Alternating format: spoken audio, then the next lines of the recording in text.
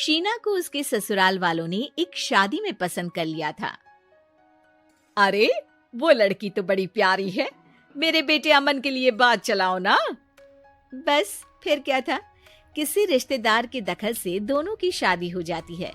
लेकिन शीना की सास पारुल और उसकी देवरानी आसपास ही रहते थे। शादी के बाद शीना कहती है, सुनिए जी, ये चौका छूने की क्या रस्म होती है, जानते हैं क्या आप?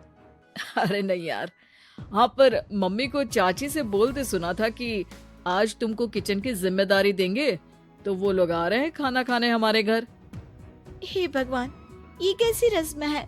साड़ी पहनकर किचन में खाना बनाना, ये तो कंप्यूटर की कोड को डिकोड करने से भी ज्यादा मुश्किल काम है। अरे चिंता क्यों करती हो, माँ है ना, सब संभाल लेंगी, वो बहुत समझदार है। शीना को भी पति की बात ठीक लगती है। वहीं घर पर शीना की चाची सास, ससुर और उनकी बहू खाने पर पहुंचते हैं।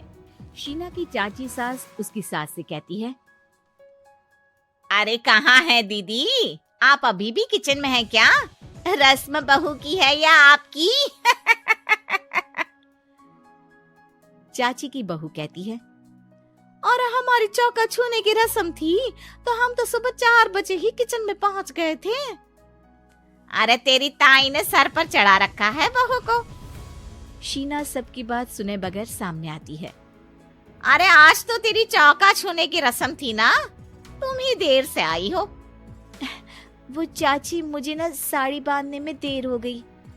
तो वक्त से उठा करो ना, पता है जब नई शादी है, रस्में होनी है, तो फिर थोड़ा कम आराम कर लोगी तो कुछ घट नहीं जाएगा।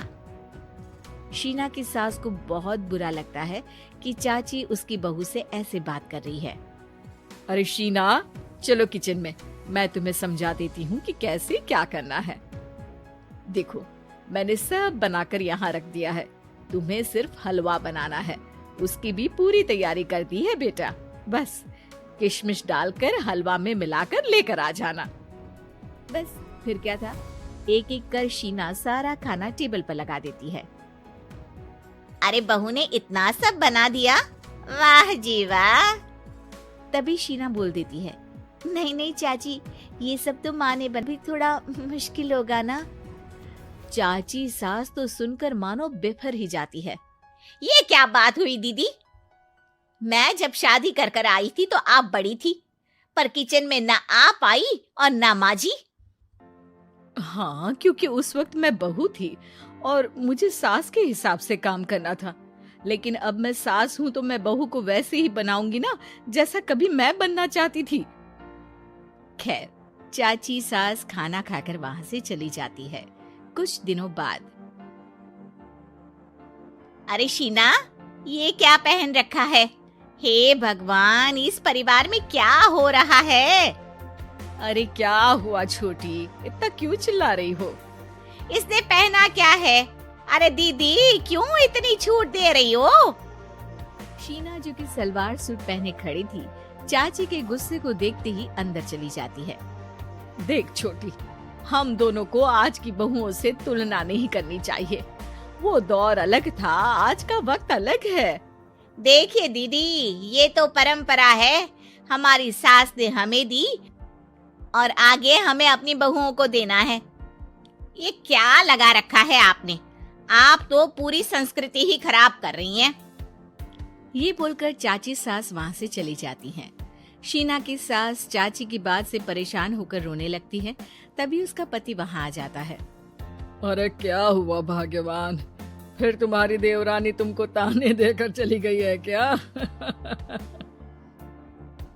हाँ, पता नहीं मैं ठीक कर रही हूँ कि नहीं, पर मुझे तो बहू के सूट पहनने में कुछ गलत नहीं लगता। अरे लोगों की बहुएं तो न जाने क्या क्या पहनकर घूम रही हैं। मैं तो उसे भी बुरा नहीं मानती, ये क्या मेरी गलती है? अरे नहीं, बिल्कुल नहीं, अपने किए फैसले का सम्मान करो, ठीक है सब।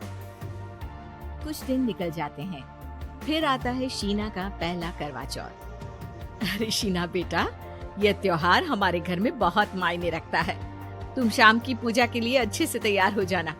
और सुनो, आज के दिन साड़ी पहनना बेटा। शीना समझ नहीं पाती है कि चाची सास के आने पर उसकी सास उसे साड़ी पहनने को क्यों बोलती है। नहीं नहीं माँ जी, मैं सारा खाना बना लूंगी, आप उसकी चिंता ना करिए, अब तो मैंने सब कुछ सीख लिया है। शीना की सास उसकी बात पर खुश हो जाती है। छोटी को पता न चले कि मेरी बहू घर में सूट पहनती है, तो मैंने आज साड़ी पहनने को बोल दिया।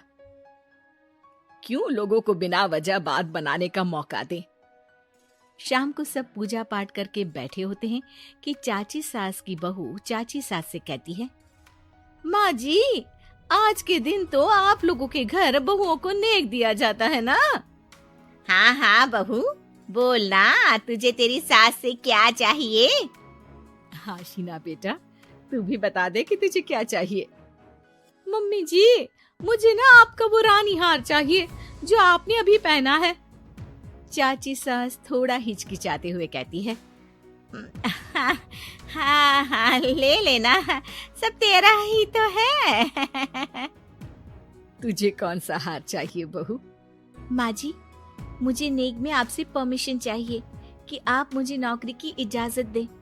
आप तो जानती हैं कि मैं और ये एक ही कॉलेज में एक ही क्लास में साथ में थे, लेकिन आज वो कहाँ है और मैं कहाँ। वाह जी वाह, ये भी सुनना बाकी रह गया था। इस खानदान की बहू नौकरी करने बाहर जाएगी। और मैं भी तो इंटर पास हूँ, पूरे 2nd डिवीजन, लेकिन कभी मजाल है कि नौकरी की बात की हो। पर दीदी, मैंने MBA किया है, वो भी बड़े संस्थान से। तभी शीना का पति और ससुर भी वहाँ आ जाते हैं। देखो बेटा, मैं वही सोच रहा था कि तुम नौकरी करने के लिए क्यों नहीं बोल रही हो। मुझे लगा शायद तुम नौकरी करना नहीं चाहती हो। नहीं पापा, वो तो हमेशा से ही कुछ नाम कमाना चाहती है। अपने माता पिता को भी इसने कहा था कि वो आप लोगों को अपनी तरह से समझ लेगी।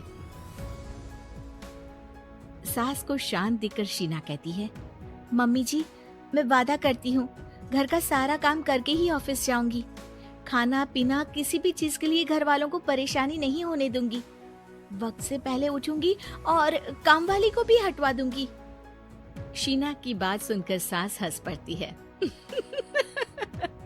अरे शीना, ये ज्यादा हो गया। हाँ? बिल्कुल काम करो बेटा, पढ़ी लिखी हो, नौकरी में अच्छा कर सकती हो। जरूर बेटा, दिया तुम्हें तुम्हारा नेग। हाँ, पुरानी परंपरा जरूरी नहीं कि अच्छी ही हो, कभी कभी बदलाव लाना भी जरूरी होता है, जिसे देर से ही सही लेकिन समाज अपना ही लेता